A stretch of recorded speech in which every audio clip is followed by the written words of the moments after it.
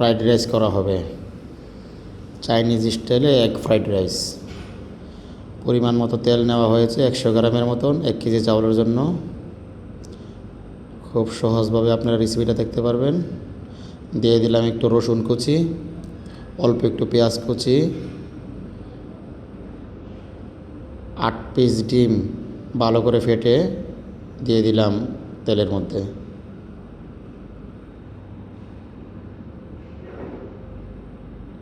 ডিমটা ভালো করে একটু নেড়ে চেড়ে দিয়ে দিলাম 1 থেকে 1.5টার মতো গাজর, বড় সাইজের। তারপর একটু ভালো করে মিক্স করে নিচ্ছি নেড়ে চেড়ে গাজরগুলো আর ডিমগুলো।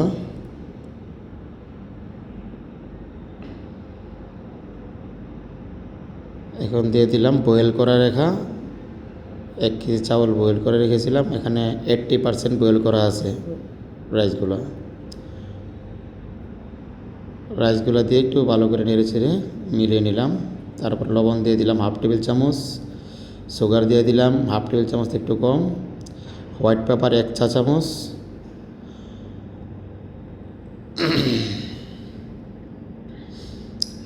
টমেটো সস 1 টেবিল চামচ,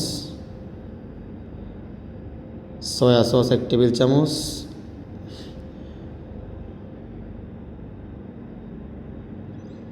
ওয়েস্টার সস 1 টেবিল চামচ,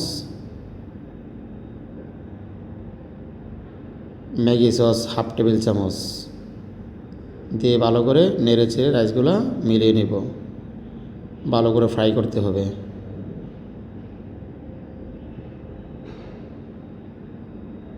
এখন হয়ে গেল আমার এগ ফ্রাইড রাইস চাইনিজ স্টাইলে খুব সহজভাবে।